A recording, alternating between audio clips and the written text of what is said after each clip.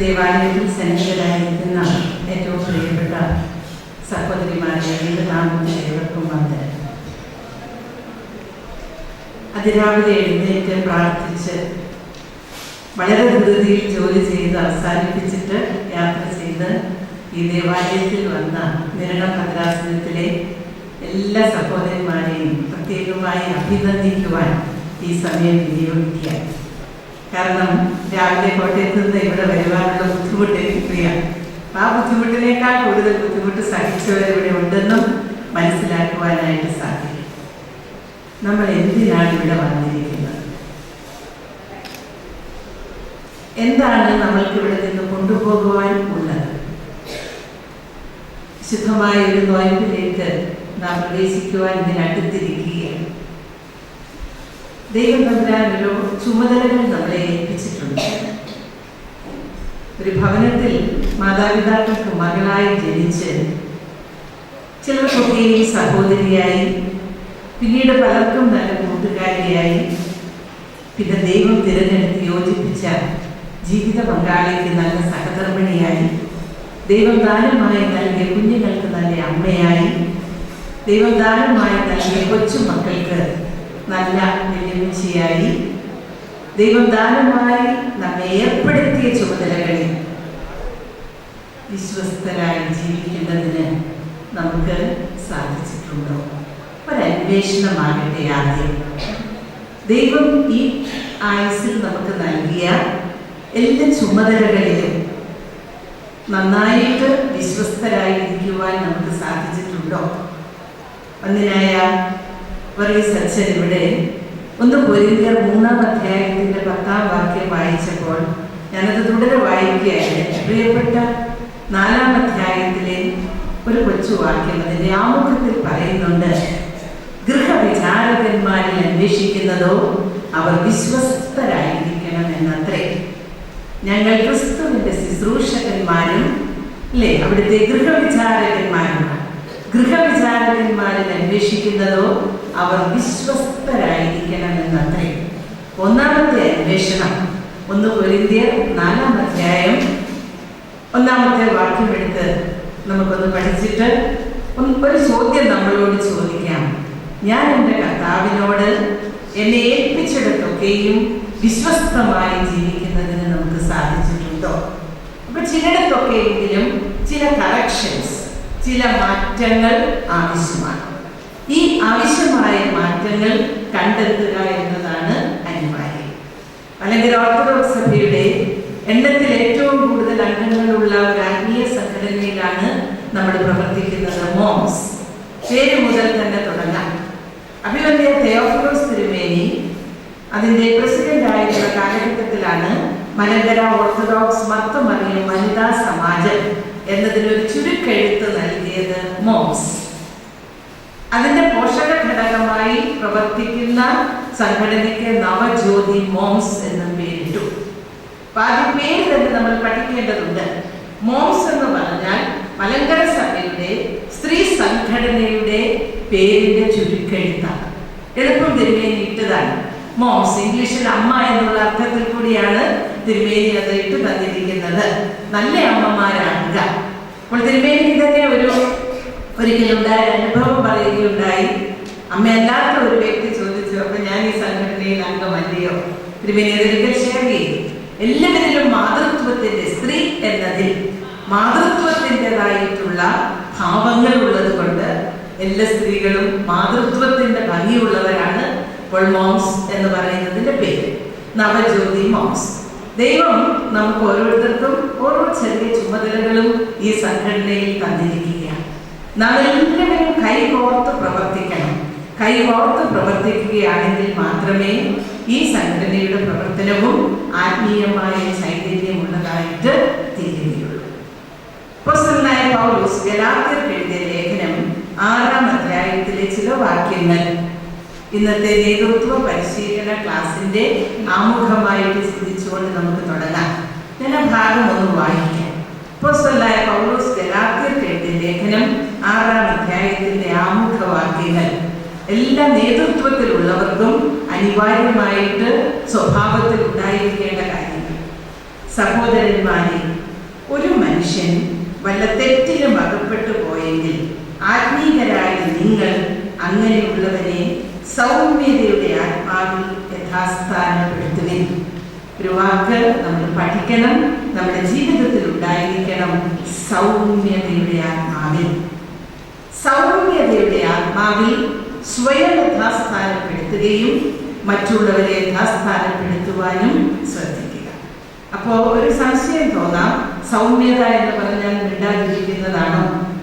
മിണ്ടേണ്ടപ്പോൾ മിണ്ടുവാനുള്ള പരിശുദ്ധാത്മ കൃപ സൗമ്യതയുള്ള സ്ത്രീക്ക് ദൈവം അലങ്കാരമായിട്ട് തരുന്നു.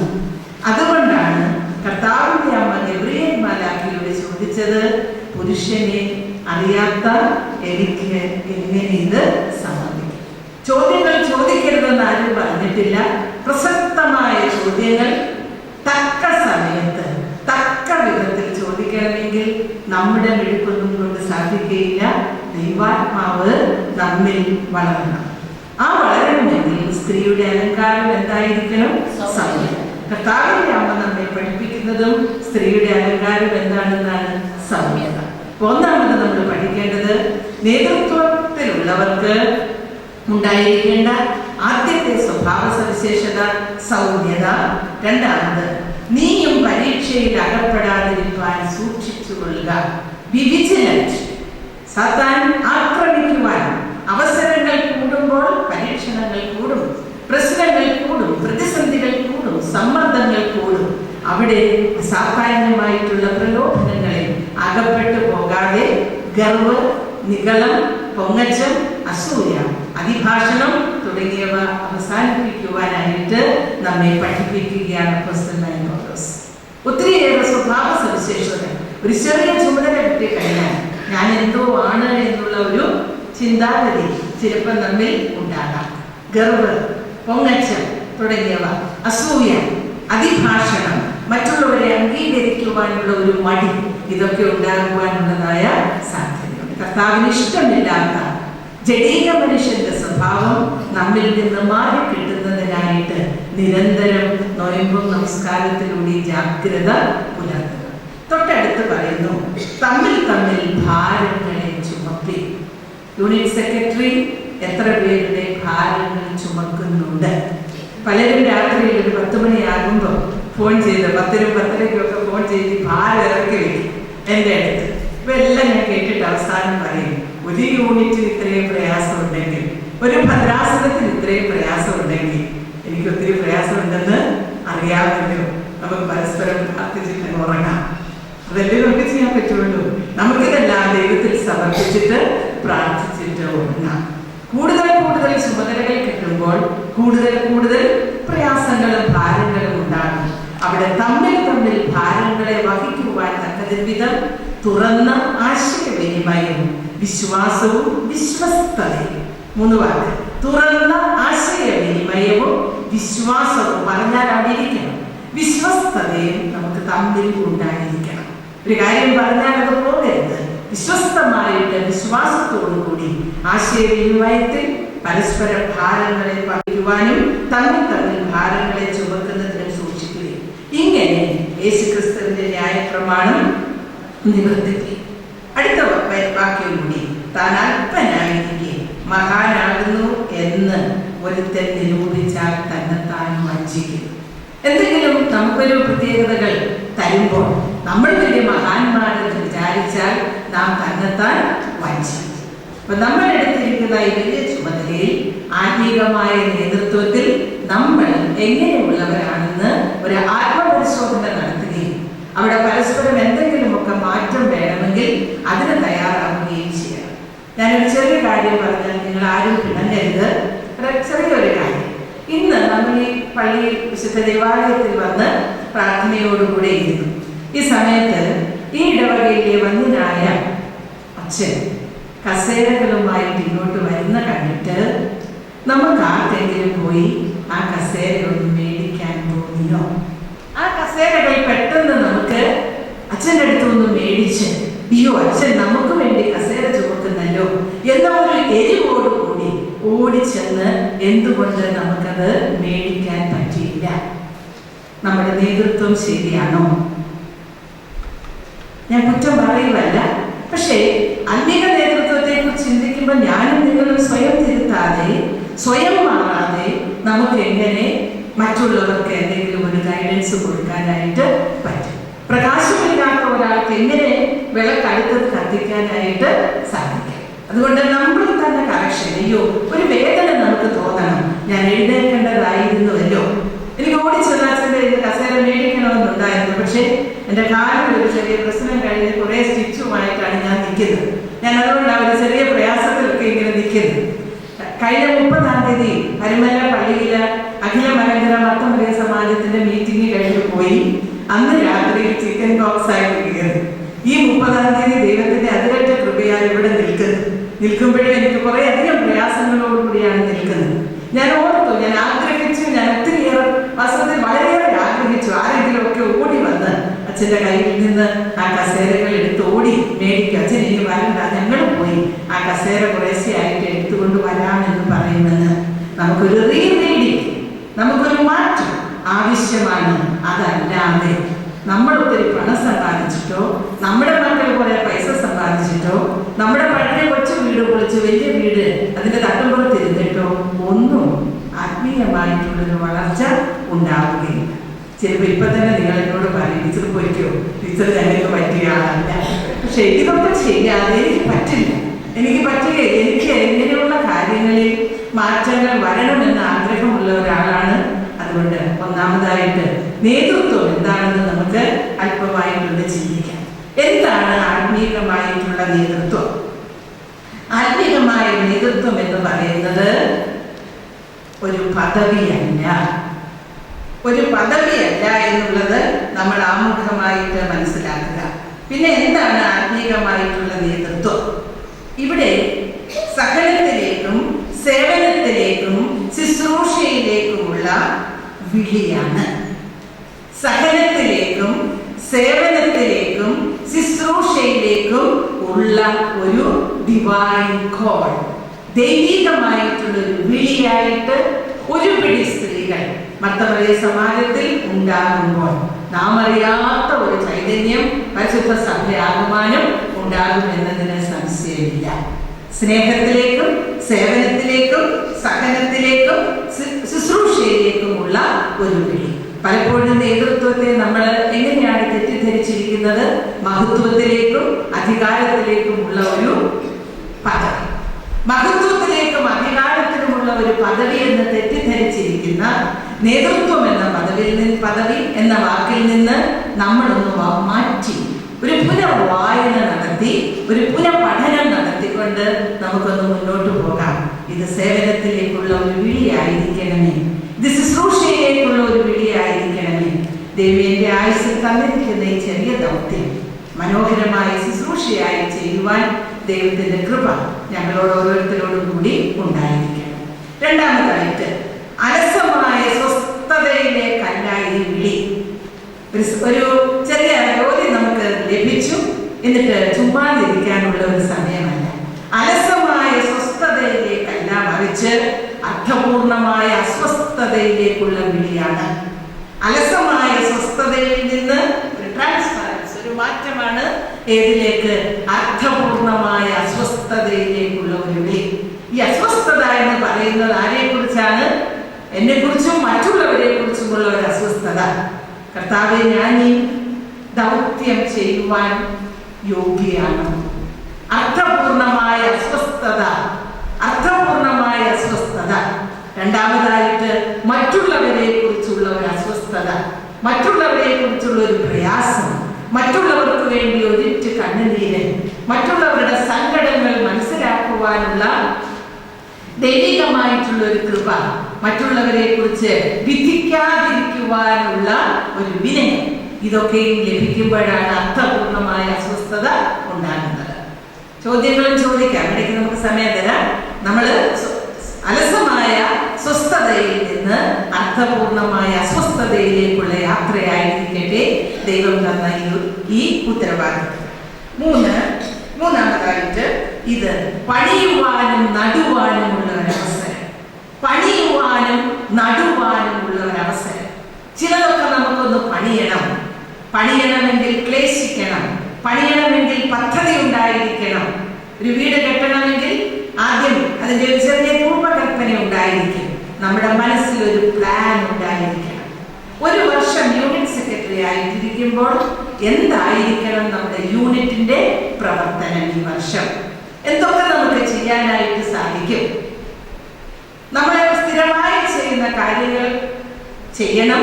അതോടൊപ്പം തന്നെ എത്ര രോഗികളെ നമുക്ക് സന്ദർശിക്കാൻ പറ്റും, എത്ര വിധവകൾക്ക് നമുക്ക് ആശ്വാസം കൊടുക്കാൻ പറ്റും, എത്ര ബുദ്ധിമുട്ടുള്ളവരെ ഇടവക പട്ടക്കാരണമായിട്ട് നമുക്കൊന്ന് ലിങ്ക് ചെയ്യാൻ, ഇന്നവർക്ക് ഇന്ന പ്രയാസമുണ്ട്, അച്ഛൻ അവരുടെ വീട്ടിലൊന്ന് പോകണം.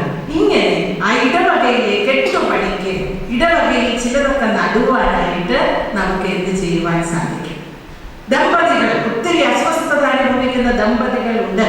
അവർക്ക് വേണ്ടി ഒരു വർഷത്തിൽ ഒരിക്കലും ഒരു ഒരുക്കം അല്ലെങ്കിൽ ഒരു ക്ലാസ്, വെറും ഒരു ക്ലാസ് അല്ല, ഒരു ചർച്ച പോലെ അവർക്കൊന്ന് ഒത്തുകൂടുവാൻ നമ്മൾ സമയം സൃഷ്ടിക്കണം. വാർദ്ധക്യത്തിലുള്ളവരെ പരിഗണിക്കുവാൻ നമുക്ക് സാധിക്കുന്നുണ്ടോ? യൗവനത്തിലുള്ളവർ, മദ്യപാനം, മയക്കുമരുന്ന്, ഒത്തിരി പ്രശ്നങ്ങളിൽ കുഞ്ഞുങ്ങൾ ഇലക്ട്രോണിക് ഉപകരണങ്ങൾ ഉപയോഗിക്കുന്നതിലൊക്കെ ഒത്തിരി വീഴ്ചകൾ വരുമ്പോൾ ഈ യുവജനങ്ങളെ ഒന്ന് സംഘടിപ്പിച്ച് പത്തമണിയ സമാജം ഫാമിലി ഗെറ്റ് ടുഗദർ നടത്തുവാനായിട്ട് നമുക്ക് ഇങ്ങനെ എന്തെങ്കിലുമൊക്കെയും ചെയ്യുവാൻ, ചിലതൊക്കെ പണിയണം, ചിലതൊക്കെ കാണണം. ചിലതൊക്കെ പണിയുവാനായിട്ട് ദൈവമേ എന്നെ ഉപയോഗിക്കണമേ. നെഹമ്യാവിന്റെ പുസ്തകം നമ്മൾ പഠിക്കുമ്പോൾ 2-ാം അധ്യായം 20-ാമത്തെ വാക്യത്തിൽ പറയുന്നുണ്ട്, യഹോവ ഞങ്ങളുടെ കൂടെ ഉള്ളത് കൊണ്ട് ഞങ്ങൾ എഴുന്നേറ്റ് പണിയും. ആരാണ് നമ്മളെ പണിയിപ്പിക്കുന്നത്? ആരാണ് നമുക്ക് ഈ ജോലി തന്നിരിക്കുന്നത്? ദൈവം. ഞാൻ എന്നുള്ളത് മാറ്റിയിട്ട് കർത്താവ് തന്നിരിക്കുന്ന അവസരം കർത്താവിന് വേണ്ടി വിനിയോഗിക്കുവാനും അതുവഴി അനേകർക്ക് പ്രയോജനകരമായി തീരുന്നതിന് വേണ്ടിയും നമ്മൾ ശ്രദ്ധിക്കുകയും ശ്രമിക്കുകയും അതിനുവേണ്ടി പ്രാർത്ഥിക്കുകയും ചെയ്യുക. ഇതിനൊന്നും ഒരു കുറുക്കു വഴിയില്ല. വഴി രണ്ടേ ഉള്ളൂ: കണ്ണുനീരോടെ പ്രാർത്ഥിക്കുക, കഠിനമായി അധ്വാനിക്കുക. കണ്ണുനീരോടെ പ്രാർത്ഥിക്കുക, സഹകരണ അധിഷ്ഠിതമായി ഒരുമിച്ച് പ്രവർത്തിക്കുക. ഞാൻ ഇന്ന് രാവിലെ എൻ്റെ ഭർത്താവ് ജോലിക്ക് പോകുന്നതിന് മുൻപ് ഞാൻ ചോദിച്ചു, എന്തുവാ ഇവിടെ ചെന്ന് പറയേണ്ടത്? കുറേയധികം പേരെ എൻ്റെ മുന്നിൽ കിട്ടും, എന്ത് പറയണം? അപ്പോൾ രാവിലെ പേഷ്യൻസിനെയൊക്കെ നോക്കുന്നതിനിടയിൽ എനിക്കൊരു കഥ പറഞ്ഞു തന്നു. ഒരു ഓട്ട മത്സരത്തിൽ പങ്കെടുക്കുന്ന ഒരു ചെറിയ കുട്ടി ഓടാനായിട്ട് റേസ് നടത്തി ഫസ്റ്റായി. എല്ലാവരും അവനെ കൈയടിച്ച് അംഗീകരിച്ചു. ഒരു ഗ്രാമത്തിലാണ്. രണ്ടാമത് പിന്നീട് ഒരിക്കലും ഒരു ഓട്ട മത്സരം നടന്നു. ഈ സമയത്തും എല്ലാവരും, അവൻ തന്നെ ഫസ്റ്റായി, അവൻ എല്ലാവരും അംഗീകരിച്ചു. മൂന്നാമതൊരു ഓട്ട മത്സരം വന്നു. ഈ സമയത്ത് ഇദ്ദേഹത്തിന്റെ കൂടെ പലരും ഓടുന്നു. ആ കൂട്ടത്തില് വൃദ്ധരായിട്ടുള്ള 2 പേരെ കൂടെ ഓടാനായിട്ട് നിർത്തി. അപ്പം ഈ ചെറുപ്പക്കാരൻ പരിഹസിച്ചു, ഇത്ര വലിയൊരു ഓട്ട മത്സരത്തിൽ ഈ വൃദ്ധരായിട്ടുള്ള ആളുകളെ എന്തിനാണ് നിർത്തിയത്? അപ്പോൾ വീണ്ടും ഇദ്ദേഹം തന്നെ ഫസ്റ്റായി. അപ്പോൾ എല്ലാവരും ചെറുതായിട്ട് കൈയടിച്ചു. കാരണം ഈ വൃദ്ധരായിട്ടുള്ള മനുഷ്യർക്ക് വളരെ ബുദ്ധിമുട്ടിൽ വന്നു, പുറകിൽ നിന്ന് വരാനായിട്ട് പ്രയാസം. അപ്പൊ ഈ കൈയടിയുടെ ആഴം കുറഞ്ഞു പോയപ്പോൾ ഈ ചെറുപ്പക്കാരൻ അവിടെ നിന്നാണ് അവരുടെ കോച്ചിനോട് ചോദിച്ചു, എന്താണ് ഇന്നെ സാധാരണ ദിവസം പോലെ എല്ലാവരും അംഗീകരിക്കാത്തത്?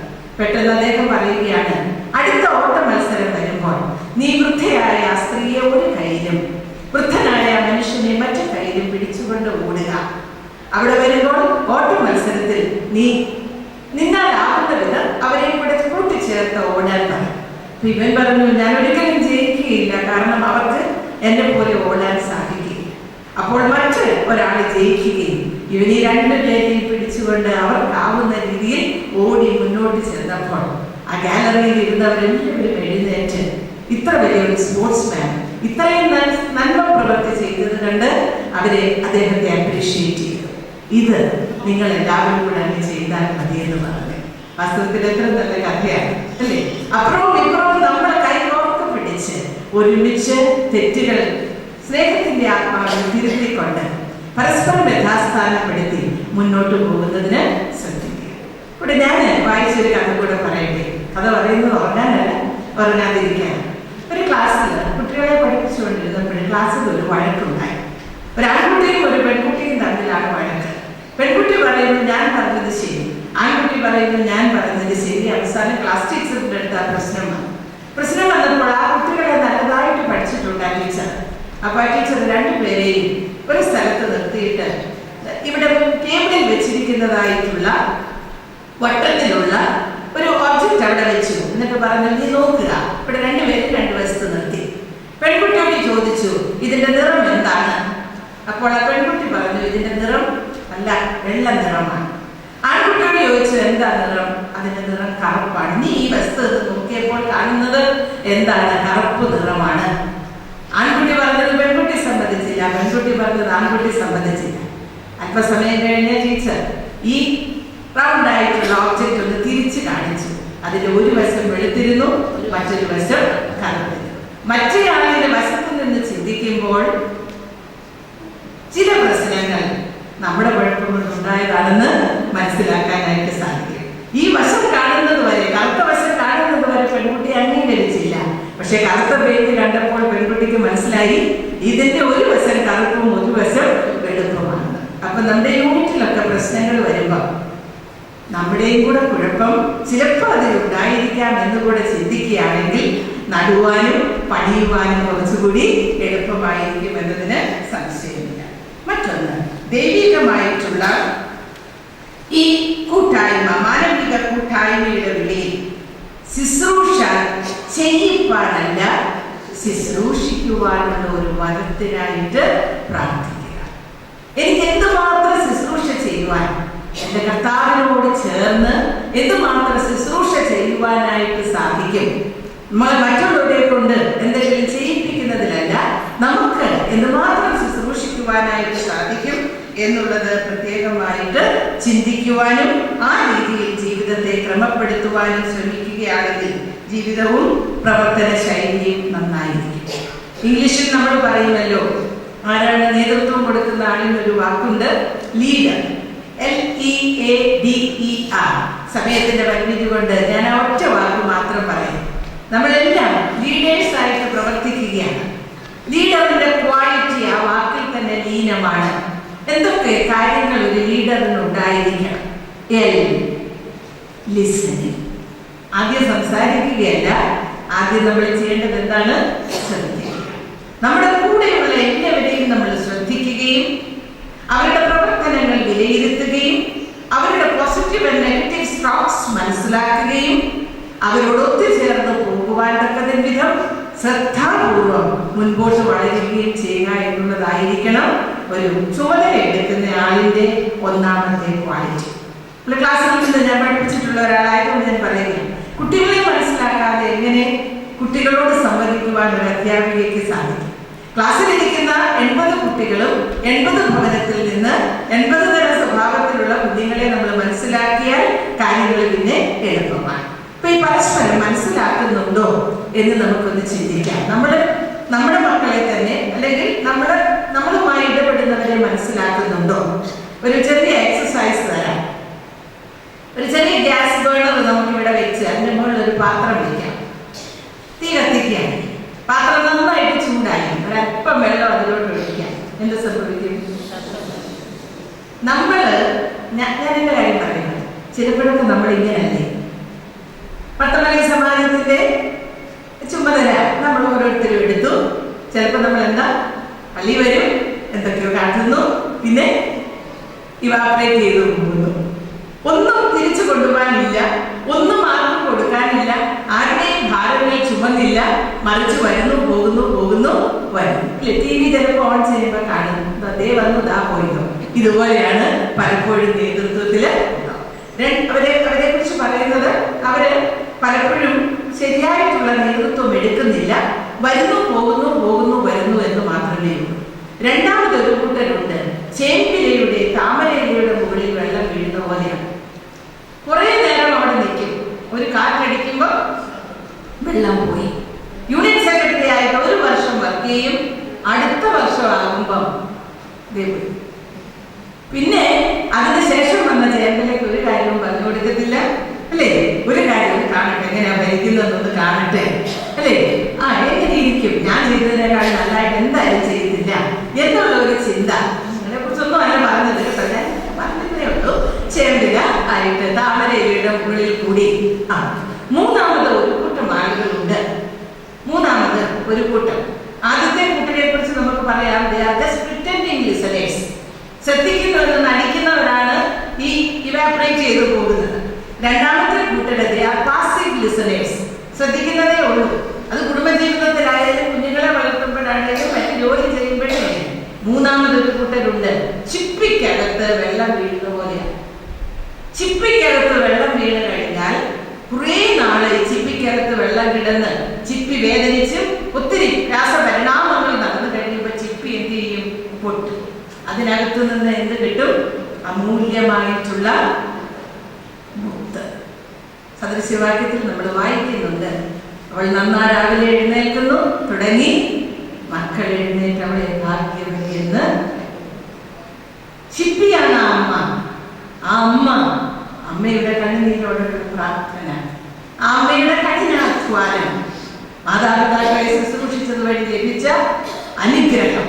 എന്നാലും തത്രപ്പെട്ട എല്ലാ ജോലികളും തീർത്ത്, മിക്സിയും ഇല്ലായിരുന്നു, വാഷിംഗ് മെഷീനും ഇല്ലായിരുന്നു, ഒരു സാധനവും ഇല്ലായിരുന്നു. എന്നാലും ചട്ടയും മുണ്ടും ഒക്കെ കൈ പിടിച്ചുകൊണ്ട് വഴുതികളെ ഓടി തക്ക സമയത്ത് പള്ളിയിൽ പോയ മർത്തമറിയ സമാജ അംഗങ്ങളുടെ മക്കളല്ലേ നമ്മൾ? ആണോ? അതെ. ആ ചൂടും നമുക്കുണ്ടോ? ആ ബദ്ധപ്പാട് നമുക്കുണ്ടോ? തീയൂതി പുകയൂതി കഷ്ടപ്പെട്ട് കൂട്ടുകുടുംബത്തിൽ നിന്ന് അലച്ച് അല്ലേ, പെട്ടെന്ന് ഉടുപ്പ് മാറിയിട്ടേച്ച് പെട്ടെന്ന് പുടവ എടുത്തെടുത്ത് ഓടിയ വല്യമ്മച്ചിമാരുടെ കൊച്ചുമക്കൾ. എന്തു പറ്റി നമുക്ക്? എന്തൊക്കെയോ കൈമോശം വന്നു.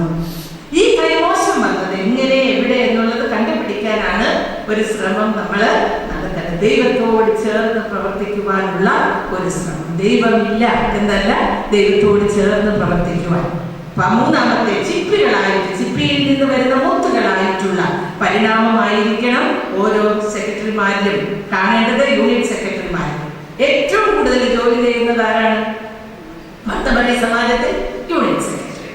ഏറ്റവും കൂടുതൽ ജോലി ചെയ്യുന്നത് നിങ്ങളാണ്. നിങ്ങൾ കൊണ്ടുവരുന്ന ആ ഇൻപുട്ട് മാത്രമേ കേന്ദ്രം വരെയും എത്തുന്നുള്ളൂ. ഓരോ യൂണിറ്റിൽ നിന്നാണ് പ്രവർത്തനം.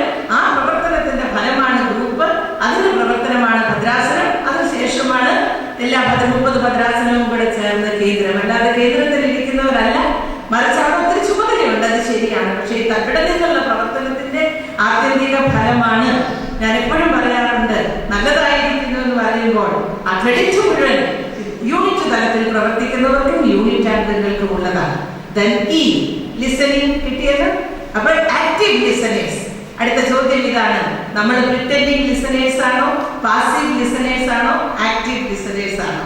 ആക്റ്റീവ് ലിസണേഴ്സ് ആകാൻ ശ്രമിക്കുക. ഒരു ക്രോസ് എക്സാമിനേഷൻ ആയിരിക്കണം ഇതുപോലത്തെ ക്ലാസ്. എക്സാമ്പിൾ, നല്ല മാതൃക. നമ്മുടെ മാതൃക ആരാണ്? കർത്താവിന്റെ അമ്മ. അതിശ്രേഷ്ഠമായ മാതൃക ആരാണ്? യേശുക്രിസ്തു. ഈ പ്രാവശ്യത്തെ ചിന്താവിഷയം യേശുക്രിസ്തു മാറ്റമില്ലാത്ത മാതൃക എന്നാണ്. പറഞ്ഞു അതായിരിക്കണം നമ്മുടെ ചിന്താവിഷയം. യേശുക്രിസ്തു മാറ്റമില്ലാത്ത മാതൃക. അപ്പൊ നമുക്ക് നമ്മുടെ മനസ്സിൽ നിൽക്കുന്ന മാതൃക, സ്ത്രീയെ സംബന്ധിച്ചിടത്തോളം കർത്താവിന്റെ അമ്മ മാതൃകയായിട്ട് നിൽക്കുന്നു. മാറ്റമില്ലാത്ത മാതൃകയായി യേശുക്രിസ്തു നിൽക്കുന്നു. B good examples. നല്ല മാതൃകകളാകുന്നതിന് ശ്രമിക്കുക എന്നുള്ളത് വളരെ ആവശ്യമാണ്. മത്തായിയുടെ സുവിശേഷം 5-ാം അധ്യായത്തിന്റെ 16-ാമത്തെ വാക്യം, നിങ്ങളുടെ സൽപ്രവൃത്തികൾ കണ്ട് മനുഷ്യർ സ്വർഗ്ഗസ്ഥനായ നിങ്ങളുടെ പിതാവിനെ മഹത്വപ്പെടുത്തുവാൻ നിങ്ങളുടെ വെളിച്ചം അവരുടെ മുമ്പിൽ പ്രകാശിക്കട്ടെ. നമ്മുടെ വെളിച്ചം കണ്ടിട്ട് ആർക്കെങ്കിലും പ്രകാശം കിട്ടിയോ? നമ്മുടെ ജീവിതം കൊണ്ട്, നമ്മുടെ പ്രാർത്ഥന കൊണ്ട്, നമ്മുടെ സ്വഭാവ സവിശേഷതകൾ കൊണ്ട് ആർക്കെങ്കിലും വെളിച്ചം കൊടുക്കുവാനായിട്ട്, സമാധാനം കൊടുക്കുവാനായിട്ട് നമുക്ക് സാധിച്ചുവോ? ഇല്ലെങ്കിൽ അതിനുള്ള ശ്രമമാകട്ടെ ശേഷി ഉള്ള കാര്യം. B good examples. ആക്റ്റീവായിട്ട് പ്രവർത്തിക്കുവാൻ ദൈവം തന്നെ ആയുസ്. ഒത്തിരിയേറെ പ്രയാസങ്ങൾ ഉണ്ടെങ്കിൽ പോലും ആക്റ്റീവായിട്ട് പ്രവർത്തിക്കുവാൻ, നല്ല ചുറുചുറുക്കോടെ ശുഷ്കാന്തിയോടെ ദൈവം വസിക്കുമ്പോൾ എല്ലാ പ്രയാസങ്ങളും നമ്മുടെ മാറി കിട്ടും, ഇല്ലേ? എല്ലാം മാറി കിട്ടുന്നു. 34-ാം സങ്കീർത്തനത്തിൽ ഇപ്പൊ നമ്മൾ വായിച്ചു കേട്ടു, അല്ലേ? യഹോവ കൂടെ ഉള്ളത് കൊണ്ട് ഭയപ്പെടേണ്ട. തുടക്കം ഓർക്കുന്നുവല്ലോ, ഞാൻ യഹോവയെ കാലത്തും വാഴ്ത്തും, അവന്റെ സ്തുതി എപ്പോഴും എന്റെ നാവിന്മേൽ ഇരിക്കും. അത് തന്നെ ഇരിക്കണം, അവന്റെ സ്തുതി എപ്പോഴും എന്റെ നാവിന്മേൽ ഇരിക്കുക. അപ്പോൾ ആക്റ്റീവ്, ദൈവം നമ്മുടെ കൂടെ ഉണ്ട്.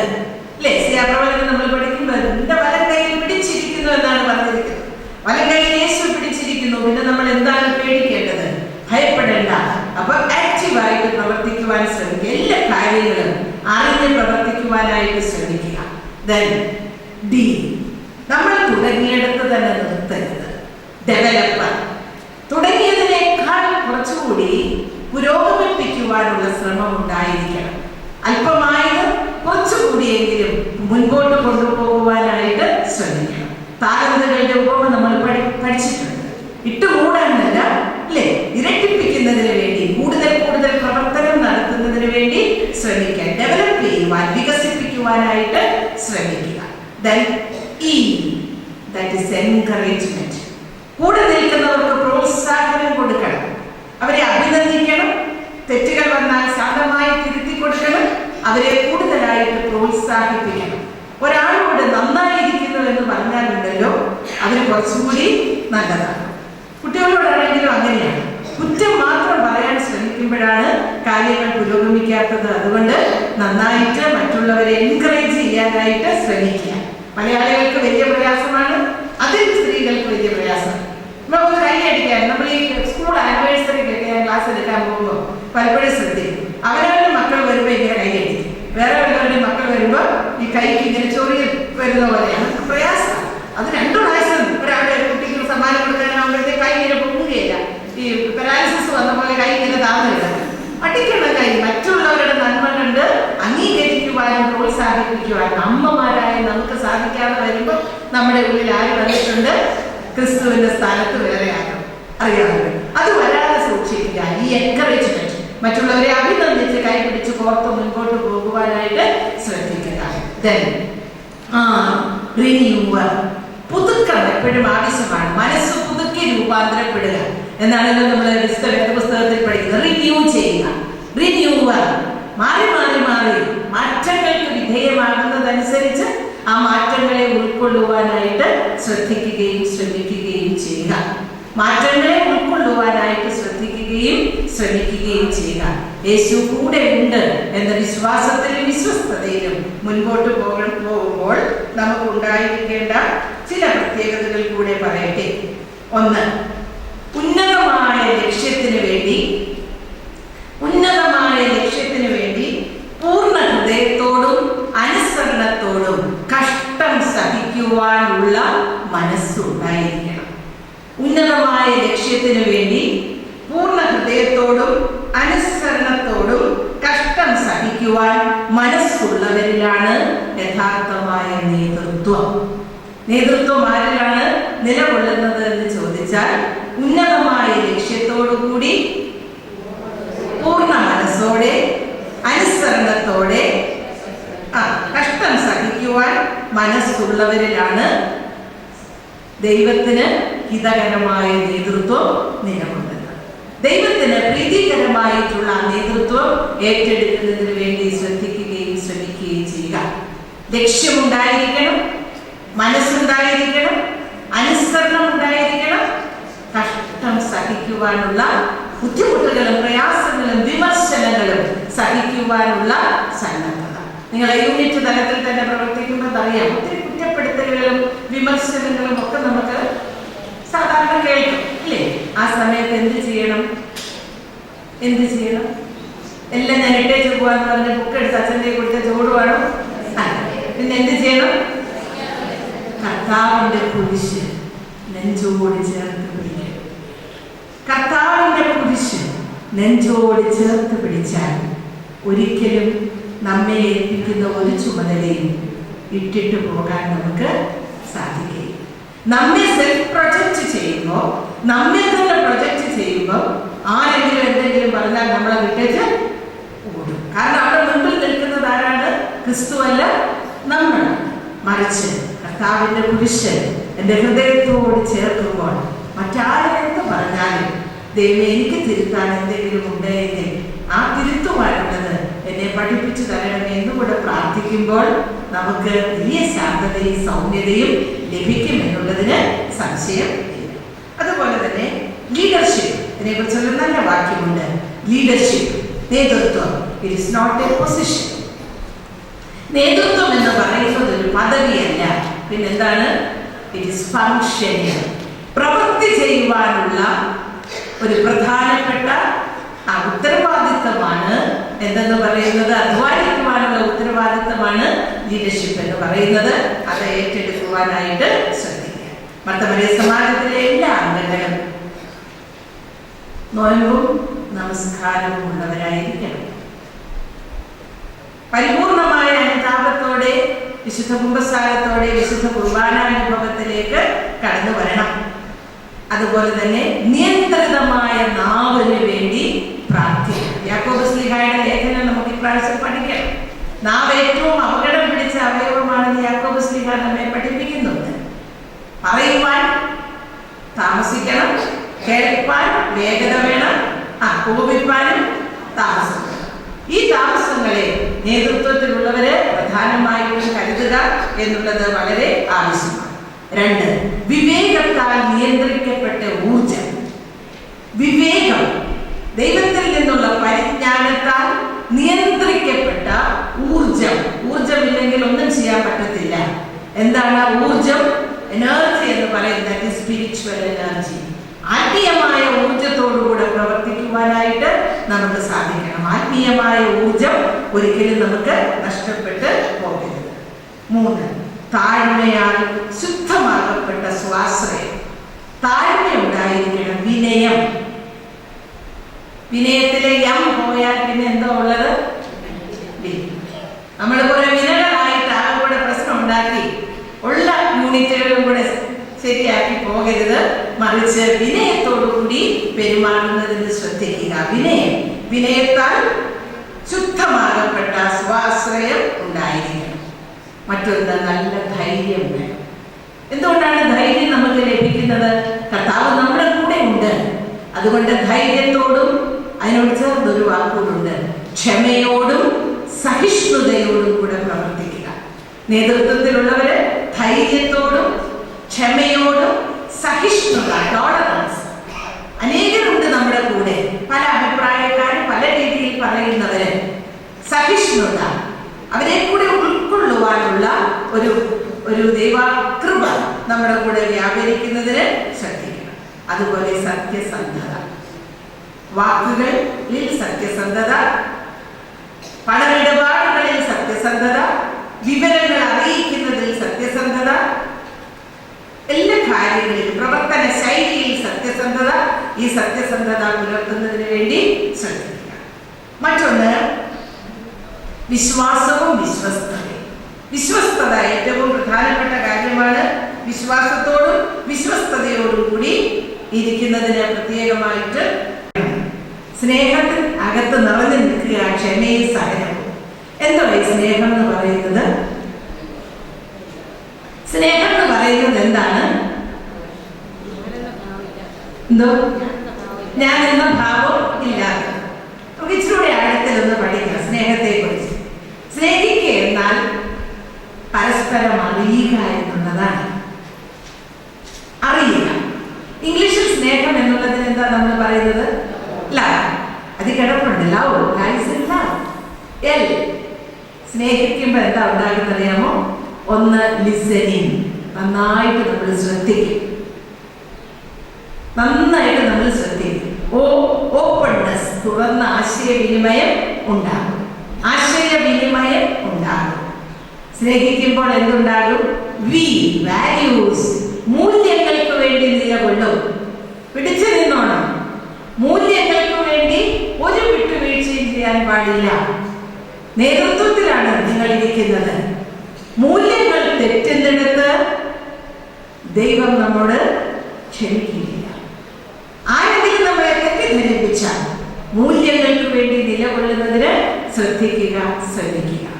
ഈ enthusiasm and encouragement, ഉത്സാഹശീലവും അഭിനന്ദിക്കുവാനുള്ള മനസ്സുമുണ്ടെങ്കിൽ, സ്നേഹമുണ്ടെങ്കിൽ ഇത് പറ്റുകയുള്ളൂ. നല്ല ശ്രദ്ധ, തുറന്ന ആശയവിനിമയം, മൂല്യങ്ങൾക്ക് വേണ്ടി ധൈര്യത്തോടു കൂടിയുള്ള വിട്ടുവീഴ്ച ഇല്ലാത്ത നിലനിൽപ്പാണ് എന്തെന്ന് പറയുന്നത് സ്നേഹത്തിനകത്തുള്ളത്. കുഞ്ഞുങ്ങൾ തെറ്റ് ചെയ്താൽ നമ്മൾ കണ്ണടയ്ക്കുമോ?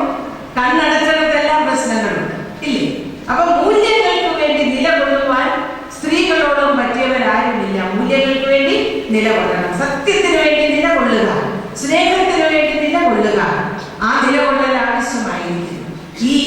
ഉത്സാഹം, എന്തൂസിയാസം, ഉത്സാഹവും അതോടൊപ്പം തന്നെ എന്തും വേണം, അഭിനന്ദിക്കുവാനുള്ളതായ ഒരു വലിയ കഴിവും അതൊരു ശേഷിയാണ്. അതും ആർജിച്ചെടുക്കുവാനായിട്ട് ശ്രദ്ധിക്കുക.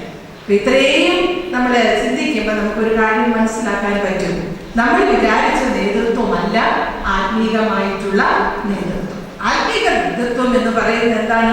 സഹനാധിഷ്ഠിതമായ സേവന ശുശ്രൂഷയാണ്. അത്രയേ ഉള്ളൂ.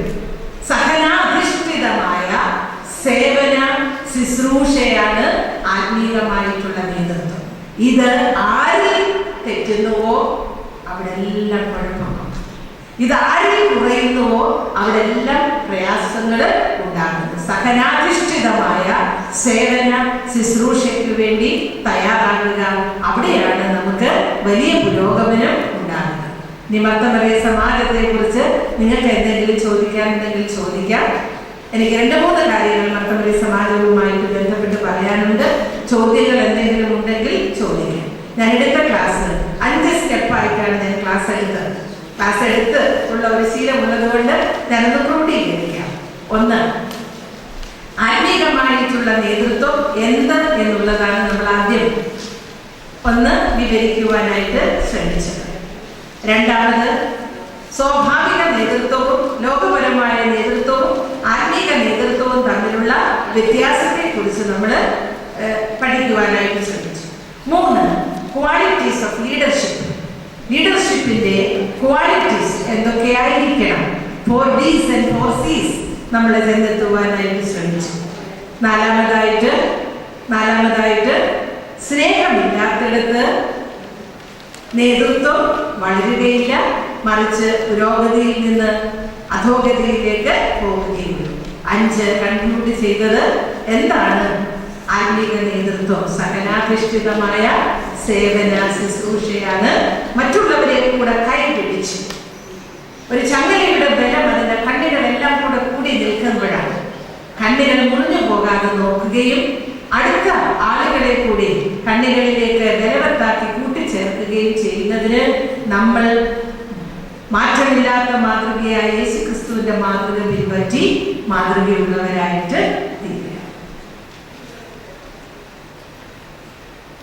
എന്തെങ്കിലും പ്രത്യേകമായിട്ട് ചോദ്യങ്ങൾ ചോദിക്കാനുണ്ടോ? മർത്തമറിയ സമാജത്തെ കുറിച്ച് അടുത്ത വർഷ പ്രവർത്തനങ്ങളെ കുറിച്ചൊന്ന് പറയട്ടെ. സിലബസ് ഒക്കെ ആയിട്ടുണ്ട്.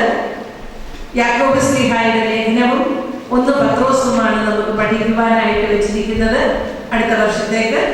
അതിന്റെ മനഃപ്പാഠ വാക്യങ്ങളൊക്കെയും പിന്നീട് സെക്രട്ടറി തരുന്നതായിരിക്കും. പാതിരാത്രി നമസ്കാരത്തിന്റെ 2ാം കൗമയാണ് നമുക്ക് പഠിക്കാനുള്ള പ്രാർത്ഥന.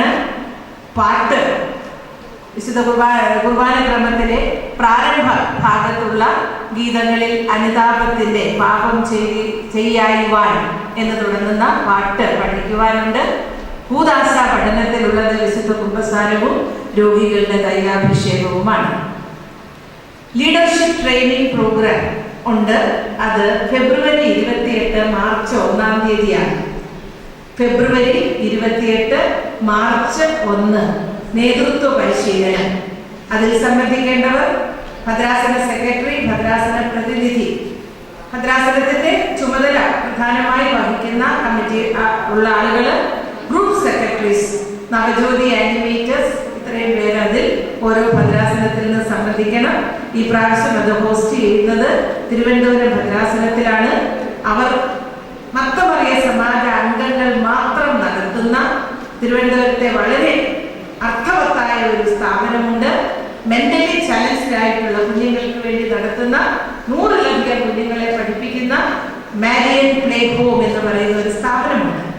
അത് അഭിവന്ധ്യ ഗ്രിഗോരിയോസ് തിരുമേനി അതിന്റെ നേതൃത്വം കൊടുക്കുന്നു. പക്ഷെ എല്ലാ കാര്യങ്ങളും നോക്കി നടത്തുന്നത് മർത്തമറിയ സമാജ അംഗങ്ങളാണ്. അവിടെ പോകണം. ഇതുപോലെ എന്തെങ്കിലും ഓരോ ഭദ്രാസനത്തിലും നമുക്ക് മനുഷ്യോപകാര പ്രധാനമായി തുടങ്ങാൻ സാധിക്കുമെങ്കിൽ അത് നന്നായിരിക്കും. അവിടെയാണ് ഫെബ്രുവരി 28 മാർച്ച് 1 തീയതികളിലുള്ള നേതൃത്വ പരിശീലനം നടക്കുന്നത്. അടുത്ത വർഷത്തെ പരീക്ഷ ഒക്ടോബർ 19 തീയതിയാണ്. ഒക്ടോബർ 19, 2014 ഒക്ടോബർ 19 തീയതിയാണ് ഇവിടുത്തെ പരീക്ഷ. ഇന്ത്യയിൽ 17 തീയതി വെള്ളിയാഴ്ച ഗൾഫ് മേഖലയിലും പരീക്ഷ. ഒക്ടോബർ 3, 4, 5 ഞായറാഴ്ച കൂടിയാണ് ഈ പ്രാവശ്യത്തെ ആനുവൽ കോൺഫറൻസ് വരുന്നത്. മദ്രാസ് ഡയോസിസ്, എൻ്റെ ഡേറ്റ് ഓർമ്മ ശരിയാണെങ്കിൽ 3, 4, 5, അതെ 3, 4, 5 വെള്ളി, ശനി, ഞായർ ദിവസങ്ങളിലാണ്. October 1st weekend, October 1st weekend Madras diocese ആണ് അതിന് നേതൃത്വം കൊടുക്കുന്നത്. ഇനി എന്തെങ്കിലും ചോദ്യങ്ങൾ ചോദിക്കുവാനുണ്ടെങ്കിൽ, ക്ലാസ് കൺക്ലൂഡ് ചെയ്തിട്ടില്ല, കുറച്ച് സമയം എന്തെങ്കിലും ഒന്ന് ഷെയർ ചെയ്യാനായിട്ട് തന്നു തന്നേ ഉള്ളൂ.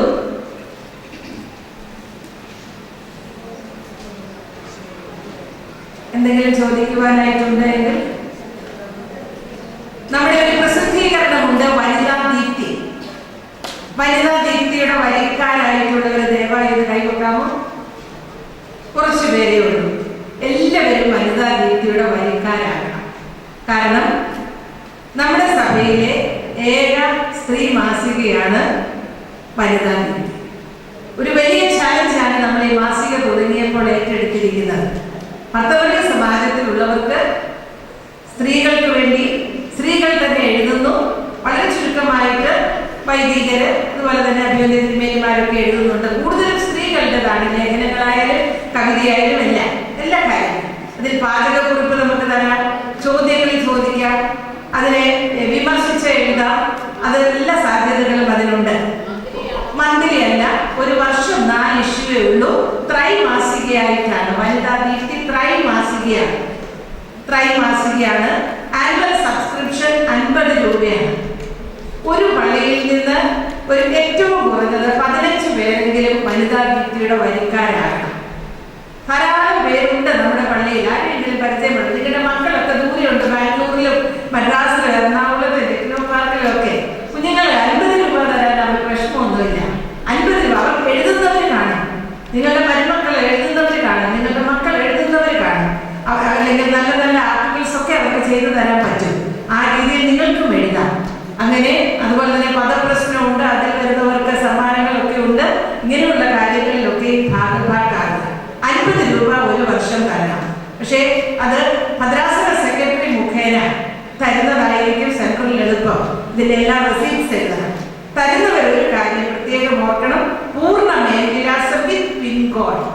കാരണം ഇത് പോസ്റ്റ് ചെയ്ത് പലപ്പോഴും പിൻകോഡ് ഇല്ലെങ്കിൽ നമ്മുടെ വീടുകളിൽ ഇത് കിട്ടത്തില്ല. ഞങ്ങൾ അവിടുന്ന് കഷ്ടപ്പെട്ട് അയക്കുന്നുണ്ട്. അതുകൊണ്ട് വളരെ പ്രയാസത്തോടും വളരെ ക്ലേശിച്ചും തുടങ്ങിയ നമ്മുടെ മാസിക വർദ്ധിപ്പിച്ച് വളർത്തി കൊണ്ടുപോകേണ്ട ഉത്തരവാദിത്വം നമുക്ക് ഓരോരുത്തർക്കും ഉള്ളതാണ്.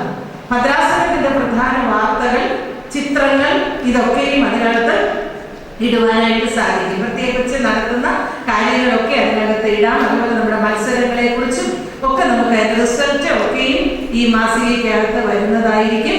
50 രൂപ ഒരു വർഷം തന്ന വരിക്കാരാകുക.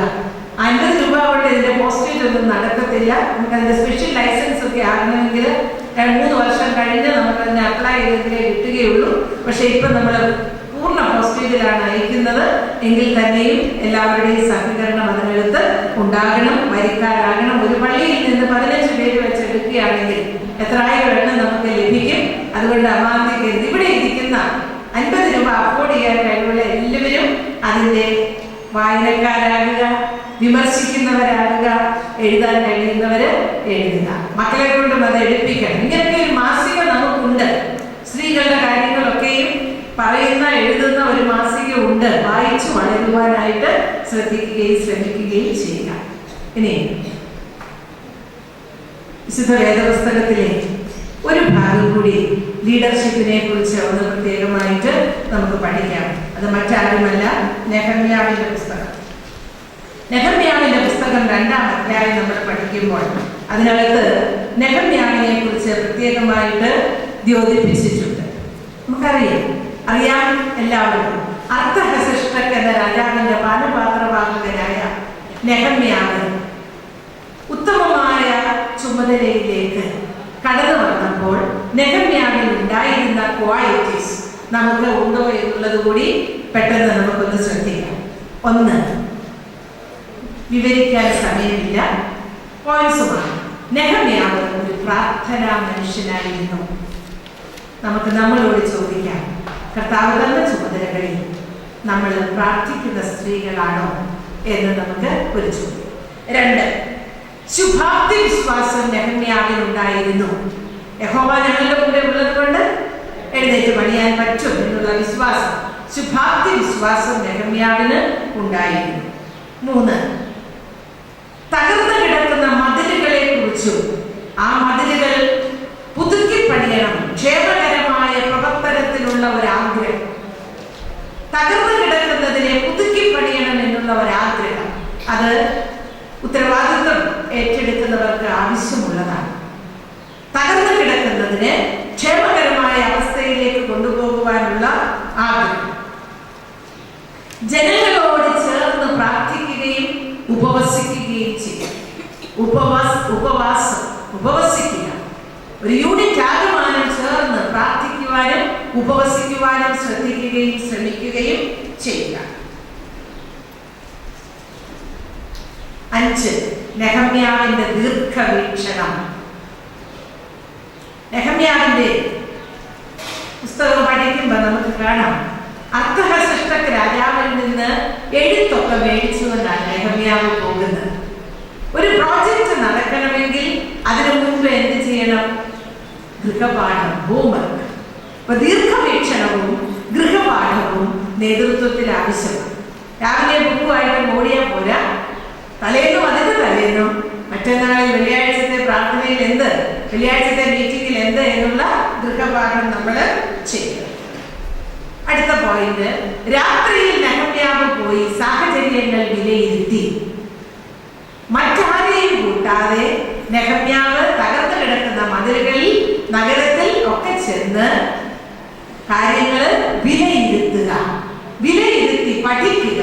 പഠിച്ചെങ്കിലേ നമുക്ക് കാര്യങ്ങൾ അവതരിപ്പിക്കുവാനായിട്ട് സാധിക്കുകയും. മറ്റത് വ്യക്തമായ തീരുമാനം. ഗൃഹപാഠം ചെയ്ത് പ്രാർത്ഥിച്ച്, ഗൃഹപാഠം ചെയ്ത് സാഹചര്യങ്ങൾ മനസ്സിലാക്കി കഴിഞ്ഞാൽ പിന്നെ എന്ത് കിട്ടുന്നു? ദൈവം കൂടെ ഉള്ളത് കൊണ്ട് വ്യക്തമായ തീരുമാനങ്ങൾ ലഭിക്കും.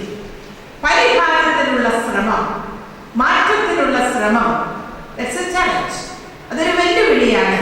ആ വെല്ലുവിളി ഏറ്റെടുക്കുവാനായിട്ട് ശ്രമിക്കുക. നിഷ്പക്ഷത, ആരോട് പ്രത്യേകിച്ച് പക്ഷപാത മനസ്സോടുകൂടെ നെഹമ്യാവ് പെരുമാറുന്നില്ല. അതുപോലെ തന്നെ യാഥാർത്ഥ്യ ബോധം. എതിർക്കുന്നവരുണ്ട് അല്ലേ? എതിർക്കുന്ന ആളുകളെ അവിടെ കാണുന്നുണ്ട്. എതിർക്കുന്നവരോട് ഉണ്ടാകുമെന്നുള്ള യാഥാർത്ഥ്യ ബോധം. നമ്മൾ എത്ര നന്നായിട്ട് കാര്യങ്ങൾ ചെയ്താലും കുറെ അധികം ആളുകൾ നമ്മെ എതിർക്കും. ആ എതിർക്കുന്നതിന്റെ യാഥാർത്ഥ്യ ബോധം, അങ്ങനെയും ചെയ്യാം, വരാം എന്നുള്ള ചിന്ത. മറിച്ച് എല്ലാ പ്രശ്നങ്ങളോടും കൂടി വിജയം നേടുന്നത് വരെ പരിശ്രമം തുടർന്നു. കിട്ടിയോ? എല്ലാ പ്രശ്നങ്ങളും എതിർപ്പുകളും നിലനിൽക്കുമ്പോഴും ഒരു ആത്യന്തികമായ വിജയം നേടുന്നത് വരെ പരിശ്രമം തുടർന്നുകൊണ്ടേ ഇരിക്കും. ആ പരിശ്രമത്തിൽ നിന്ന് പുറകോട്ട് പോകുവാനായിട്ട് നെഹമ്യാവ് തയ്യാറായില്ല. സഹപ്രവർത്തകർക്ക് കൊടുക്കുന്ന ആത്മധൈര്യം, കൂടെ ഉള്ളവരെ കൂടെ മനസ്സ് പാട്ടത്തിലേക്ക് കൊണ്ടുപോകരുത്. കൂടെ ഉള്ളവർക്ക് നമ്മൾ എന്ത് കൊടുക്കണം? ആത്മധൈര്യം. എങ്ങനെയാണ് ആത്മധൈര്യം കൊടുക്കേണ്ടത്? ആര് കൂടെയുണ്ട്? ദൈവം കൂടെയുണ്ട്. എപ്പോഴും നമ്മൾ അതോർത്ത് കൊള്ളണം. എവിടെയെങ്കിലും ധൈര്യം ചോരുമ്പോ നിങ്ങൾ ചൊല്ലിക്കൊടുക്കണം, എൻ മനമേ യഹോവയെ സ്തുതിക്കുക, എന്റെ സർവാന്തരംഗവുമേ അവന്റെ ഉപകാരങ്ങൾ ഒന്നും ഇന്നയോളം നടത്തിയവൻ ഇനിയും നടത്തുമെന്ന്. വീട്ടിലായാലും പുറത്തു നിന്ന് പ്രവർത്തിക്കുമ്പോഴും ഒരുപോലെ നമ്മൾ കൂടെ നിൽക്കുന്നവർക്ക് ധൈര്യം കൊടുത്തുകൊണ്ട് ഇരിക്കണം. മറ്റുള്ളവർക്ക് വിശ്വാസം നൽകി. നെഹമ്യാവ് ചെയ്യുന്നത് അതാണ്. കൂടെ നിന്നവർക്ക് വിശ്വാസം നൽകി പറ്റും. ആ വിശ്വാസം നൽകണം. പ്രത്യേകിച്ചും സ്ത്രീകൾക്ക് ഉണ്ടായിരിക്കേണ്ട ഒന്നാണ്. ദൈവം കൂടെ ഉണ്ട്, നമുക്ക് കാര്യങ്ങൾ നടക്കും എന്നുള്ളതായ വിശ്വാസം കൊടുക്കുക. അതുപോലെ സഹകരണം, കോപ്പറേഷൻ, സഹകരണം. മറ്റുള്ളവരെ സഹകരിപ്പിച്ച് കൊണ്ടുപോകാനായിട്ട് ശ്രമിക്കുക. ഞാൻ 1-2 ക്ലാസ്സിൽ ചൊല്ലിയത് തന്നെയാണ്, എന്നാലും പറയുകയാണ്. കുഞ്ഞുണ്ണി മാഷിന്റെ ഒരു കവിത നിങ്ങൾ കേട്ടിട്ടുണ്ടല്ലോ, ഒന്നെങ്ങനെ എഴുതാം, ഒന്നിങ്ങനെ എഴുതാം. 1 മുതൽ 9 വരെ എല്ലാവരും മനസ്സിൽ ചിന്തിച്ചോണം. കുത്തനെ ഒരു വര, ശരിയല്ലേ? ഒടിവും വേണ്ട, കുനിവും വേണ്ട, വളവും വേണ്ട. 2, 3, 4, 9 വരെ എഴുതിക്ക്. കുനിക്കണം, വളയ്ക്കണം, തിരിക്കണം. ഒന്നെങ്ങനെ എഴുതാം, ഒന്നെന്നിങ്ങനെ എഴുതാം. കുത്തനെ ഒരു വര. ഒടിവും വേണ്ട, വളവും വേണ്ട, കുനിവും വേണ്ട, ചരിവും വേണ്ട. ഒന്നായി നന്നായി, ഒന്നായി നിന്നാൽ. മനസ്സിലായോ?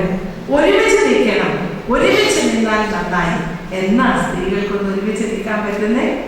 എന്നാ സ്ത്രീകൾക്ക് മറ്റൊരാൾ നല്ലത് ചെയ്യുമ്പോൾ ആണെന്ന് കൈയടിക്കാൻ പറ്റുന്നേ? എന്നാ സ്ത്രീകൾക്ക് നല്ലതായിരിക്കുന്നു എന്നൊന്ന് പറയാൻ പറ്റുന്നത്? എന്നാ എൻ്റെ പിന്നെ സാരമില്ല, ഞങ്ങളെല്ലാം കൂടെ ഉണ്ട് എന്ന് പറയാൻ സാധിക്കുന്നത്? അന്ന് വലിയ മാറ്റങ്ങൾ ഉണ്ടാകും. അതിന് നമുക്ക് ഒന്ന് കൂടി ചേരാം, ഒന്ന് സഹകരിക്കാം. ആ സഹകരണമാണ് ആവശ്യം. മറ്റൊന്ന്, ബലഹീനതകളെ സാധ്യതകളാക്കി കാണുക. എന്ത് ഇല്ല എന്നല്ല, എന്ത് ഉണ്ട് എന്നാണ് നമ്മൾ ചിന്തിക്കേണ്ടത്. പലപ്പോഴും നമ്മൾ വിചാരിക്കുമ്പോൾ നമ്മുടെ യൂണിറ്റിൽ ഇതില്ല, അല്ലെങ്കിൽ അതില്ല. ഇപ്പൊ ഞാൻ കേന്ദ്രത്തിലേക്ക് ചെന്നപ്പോൾ കോളേജിലൊക്കെ നല്ല സുഖമായിട്ട് ഫാനിന്റെ കീഴിലൊക്കെ വളരെ നന്നായിട്ടൊക്കെ ഇരുന്നിട്ട് ആ ഓഫീസിൽ ചെന്നപ്പോഴേ നല്ലൊരു ടോയ്ലറ്റ് ഇല്ല, നല്ല മുറികളില്ല, എല്ലാം കൂടി ആകെ കൂടെ പൊട്ടിപ്പൊളിഞ്ഞ് കിടക്കുകയാണ്. മുറ്റവും പരിസരവും എല്ലാം വൃത്തിയായിട്ടില്ലാതെ കിടക്കുന്നു. ഒത്തിരി വിഷമങ്ങൾ നമ്മുടെ മനസ്സിലേക്ക് കടന്നു വന്നു. പക്ഷെ എന്താ ഇല്ല എന്നല്ല, എന്താ ഉണ്ട്. പക്ഷെ ഞാൻ അവിടെ ചെന്നിരുന്ന് പ്രവർത്തിക്കാൻ തുടങ്ങിയിട്ട് എനിക്ക് മനസ്സിലായി, കോളേജിനേക്കാൾ ദൈവിക വ്യാപാരം, കർത്താവിന്റെ അമ്മയുടെ അനുഗ്രഹം ആ പൊട്ടിപ്പൊളിഞ്ഞ ഇടത്തുണ്ട് എന്നുള്ളത് എനിക്കിപ്പോ നല്ലോണം മനസ്സിലായി. അപ്പൊ ജീവിതത്തിന്റെയും ഒത്തിരി സമ്മർദ്ദങ്ങൾ ഞാൻ ഈ കഴിഞ്ഞ 2 വർഷത്തിനകത്ത് അഭിമുഖീകരിച്ചപ്പോഴൊക്കെ തലോടൽ പോലെ, ഇളൻകാറ്റ് പോലെ ആ ദൈവിക സ്പർശം പലപ്പോഴും രുചിച്ചറിയുവാനായിട്ട് മനസ്സിലായി. അപ്പൊ എന്ത് ഇല്ല എന്നല്ല, എന്ത് ഉണ്ട് എന്നുള്ളത് മനസ്സിലാക്കി പ്രവർത്തിക്കുവാനായിട്ട് സാധിക്കുക. ദൈവത്തിന്റെ മഹത്വം അംഗീകരിക്കുവാൻ നെഹമ്യാവ് സ്വയം ശ്രദ്ധിച്ചു, മറ്റുള്ളവരെ അതിന് ശ്രമിപ്പിക്കുകയും ചെയ്തു. ദൈവത്തിന്റെ മഹത്വം, ഞാനല്ല എൻ്റെ കർത്താവ് എന്നുള്ളതായ ആ ഒരു വിശ്വാസത്തോടുകൂടെ മുൻപോട്ട് പോകുന്നതിന് സാധിച്ചു. അങ്ങനെ ലക്ഷ്യപ്രാപ്തിയിലെത്തി, മതിലുപണി തീർത്തു. ഒരു ഘട്ടത്തിനകത്ത് ദൈവം ചുമതല തരുമ്പോൾ എന്താ ചെയ്യേണ്ടത്? ഏൽപ്പിക്കുന്ന ഉത്തരവാദിത്വം നന്നായി ചെയ്യുക. അവിടെ നിന്ന് മാറുമ്പോൾ അടുത്തയാളിന് പരമാവധി കൈത്താങ്ങ് കൊടുത്ത് പ്രോത്സാഹിപ്പിക്കുവാനും ശ്രമിക്കുക. അവിടെയാണ് ദൈവകൃപ വ്യാപരിക്കുന്നത്. ഞാൻ മാറിക്കഴിഞ്ഞ് ഞാൻ എല്ലാ കാര്യങ്ങളും മിസ് സക്കാമ പോളിനോട് ചോദിക്കും. കാരണം വലിയ അനുഭവ പരിചയമുണ്ട്. 17 വർഷം മർത്തമറിയ സമാജത്തിന്റെ സെക്രട്ടറി ആയിട്ടിരുന്ന ഒരാളാണ്. അപ്പൊ ഇന്നതുപോലെ ചെയ്താൽ, അല്ലെ ഇന്ന ആളിനെ വിളിച്ചാൽ എങ്ങനെയാണ് എന്ന് ചോദിക്കണം. ഇതുപോലെ അങ്ങോട്ടും ഇങ്ങോട്ടും കൈത്താങ്ങ് കൊടുക്കുക. പുതിയ കാര്യങ്ങൾ അല്ലെങ്കിൽ ഉത്തരവാദിത്തപ്പെട്ടവരോട് ചേർന്ന് ചെയ്യുക. സ്ത്രീകൾക്ക് ഒത്തിരിയേറെ അനുവാദങ്ങളൊക്കെ ഇപ്പൊ സഭ തന്നിട്ടുണ്ട്, ഇനിയും തരാനായിട്ടും ആഗ്രഹിക്കുന്നുണ്ട്. പക്ഷെ തന്നിടത്ത് നമ്മൾ ഭംഗിയായി കാര്യങ്ങൾ ചെയ്യുന്നുണ്ടോ? പൊതുയോഗത്തിൽ ചിലർക്ക് ഇരിക്കുന്നുണ്ട്, സെക്രട്ടറിമാരായി, ട്രഷറർമാരായി ഒക്കെ വരുന്നുണ്ട്, ട്രസ്റ്റിമാരായിട്ടൊക്കെ വരുന്നുണ്ട്. പക്ഷേ നമ്മളെ ആക്കിയിരിക്കുന്നിടത്ത് ഭംഗിയോടുകൂടെ ചെയ്യുക എന്ന് തന്നെയല്ല, പുതിയ കാര്യങ്ങളിലേക്ക് കടന്നു വന്നപ്പോൾ സഭയാകമാനം, ഇടവകയാകമാനം, വൈദികരാകമാനം നമ്മളെ ശ്രദ്ധിക്കുന്നുണ്ട്. നമ്മളിത് ഭംഗിയായിട്ട് ചെയ്യുമോ എന്നുള്ളത്. So take it as A challenge. നന്നായിട്ട് ചെയ്യാനായിട്ട് ശ്രമിക്കുക. സ്ത്രീകളെ മാറ്റി നിർത്തിക്കൊണ്ട് ഇനി പരിശുദ്ധ കാതോലിക്ക ബാബാദേവിയോട് ഞാൻ പറഞ്ഞു, പരിശുദ്ധ പിതാവേ, സ്ത്രീകളെ മാറ്റി നിർത്തിക്കൊണ്ട് ഇനിയിപ്പോ ഒരു വളർച്ച ഉണ്ടാവില്ല. സ്ത്രീകളുമായിട്ട് ചേർത്ത് നിർത്തിക്കൊണ്ട് മാത്രമേ എല്ലായിടത്തും പുരോഗതി ഉണ്ടാവുകയുള്ളൂ. അതുകൊണ്ട് സ്ത്രീകൾക്ക് ലഭിച്ചിരിക്കുന്നതായിട്ടുള്ള അവസരം ഭംഗിയായിട്ട് ചെയ്യുവാൻ സ്ത്രീകൾ ശ്രമിക്കണം. അതിന് കണ്ണുനീരോടെയുള്ള പ്രാർത്ഥന നന്നായിട്ട് ചെയ്യുക. നിങ്ങൾ ഇത്രയും പേര് ഇരിക്കുന്നിടത്ത് വൃദ്ധരായ മാതാപിതാക്കൾ ഉണ്ടെങ്കിൽ അവരെ നന്നായിട്ട് ശുശ്രൂഷിക്കുക. അതൊരു വലിയ കാര്യമാണ്. ഞാൻ ക്ലാസ് എടുക്കുമ്പോൾ എപ്പോഴും പറയും, മാതാപിതാക്കളെ ശുശ്രൂഷിക്കുന്നത് വഴി ലഭിക്കുന്ന അനുഗ്രഹം പോലെ ഒരു നിക്ഷേപത്തിനും ശക്തി കിട്ടുകയില്ല എന്നുള്ളത് നമ്മൾ മനസ്സിലാക്കി നമ്മുടെ മാതാപിതാക്കളെ, നമ്മുടെ മാതാപിതാക്കൾ എന്ന് പറയുന്നത് കൂടുതലായി ആരാണ്? നമ്മുടെ ഭർത്താവിന്റെ മാതാപിതാക്കളെ കണ്ണിലെ കൃഷ്ണമണി പോലെ നോക്കുവാൻ ഉള്ള ഒരു താഴ്മയും കൂടി ഈ നേതൃത്വത്തിലുള്ളവര് ആർജിക്കണം എന്നുള്ളത് പ്രത്യേകമായിട്ട് എടുത്ത് പറയുന്നു. ഞാനിത് പ്രസംഗിക്കുകയല്ല, ഞാൻ എൻ്റെ ജീവിതത്തിൽ നിന്ന് പറയുകയാണ്. വളരെയേറെ കഷ്ടപ്പെട്ട് ജോലി ചെയ്തിട്ടുള്ള ഒരാളാണ് ഞാൻ.